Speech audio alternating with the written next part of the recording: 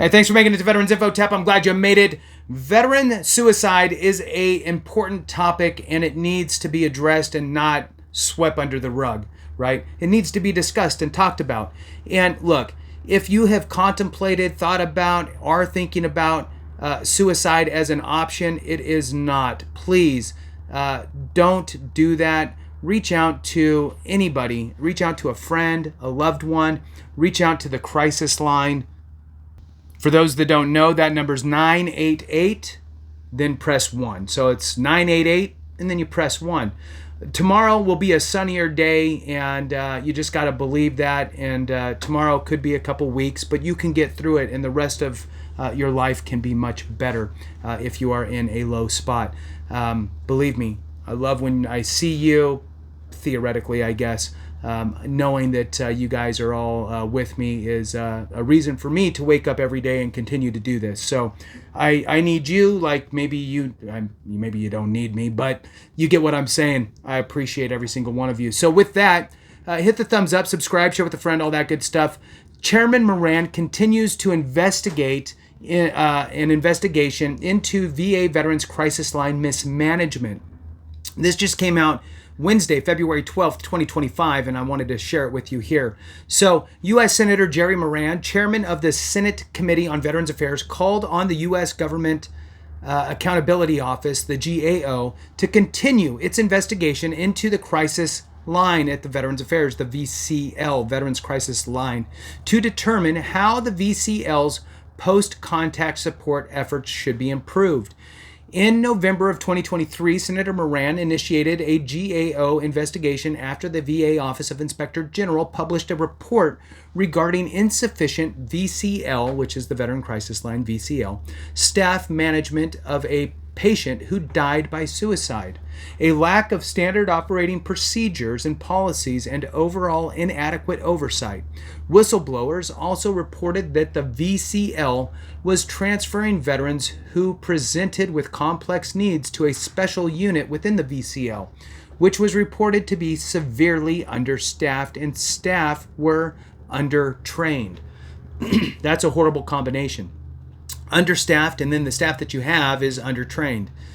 The GAO is expected to publish its initial investigation in the next few months, and VA is working to address gaps in the VCL's operations, staffing, information technology, and quality assurance programs.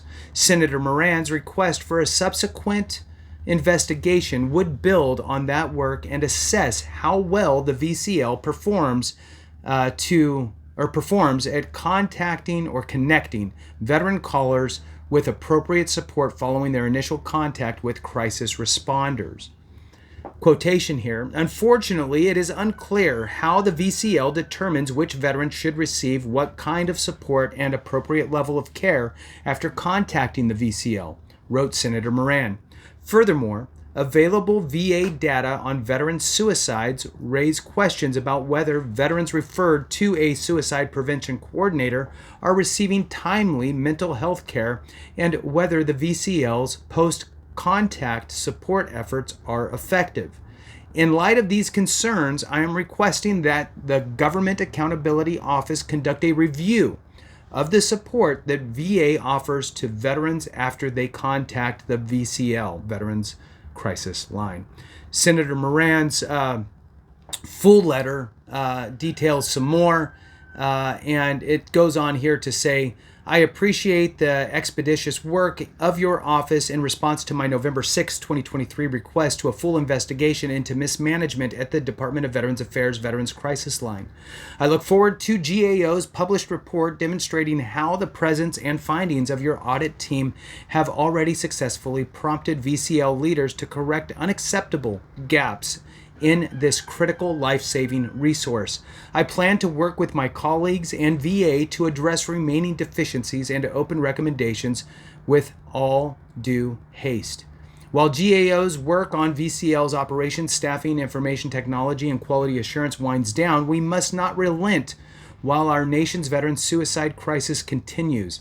The suicide rate among U.S. veterans remains persistently and unacceptably high, averaging 17.5 suicides per day as of 2021. Since 2021, calls, chats, and texts to the VCL have increased 40%, further illustrating veterans' growing need for mental health support and emergency crisis intervention. After veterans contact the VCL to address an immediate crisis, it is crucial that they receive continued support to help address any underlying mental health issues and prevent further crisis. When appropriate, VCL responders should refer veterans to a suicide prevention coordinator at the VA Medical Center, who can arrange care with a mental health provider, send caring letters to veterans following their initial interaction with the VCL, and have peer mentors proactively reach out to veterans who contacted the VCL.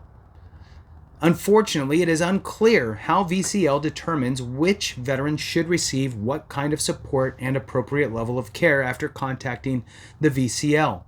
Furthermore, available VA data on veteran suicides raise questions about whether veterans referred to a suicide prevention coordinator are receiving timely mental health care, and whether the VCL's post-contact support efforts are effective. In light of these concerns, I'm requesting that the Government Accountability Office conduct a review of the support that VA offers to veterans after they contact the VCL. Specifically, I'm interested in the following questions, and he has 5 of them listed here. 1. What policies and procedures does VA have for assigning post-VCL contact interventions to veterans, including which interventions to assign? Number 2, over the past 5 years, how many veterans who contacted the VCL were assigned each type of post-contact intervention, including referral to a suicide prevention coordinator, a caring letter, or peer support? Number 3, how many veterans received mental health care at VAMC, a VA Medical Center, or a community provider after such a referral?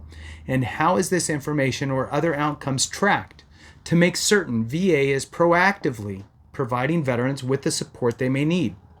Number 4, who is responsible for making certain that each type of post-contact intervention is provided to veterans, and to what extent is this tracked within VA?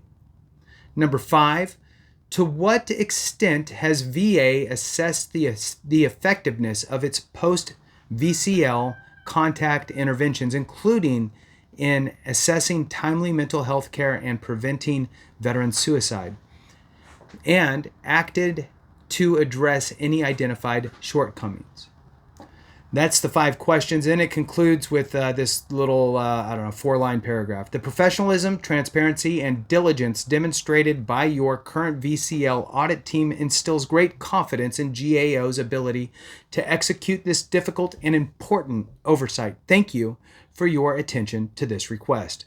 All right, with that concludes it. And again, the headline is essentially encapsulating it here.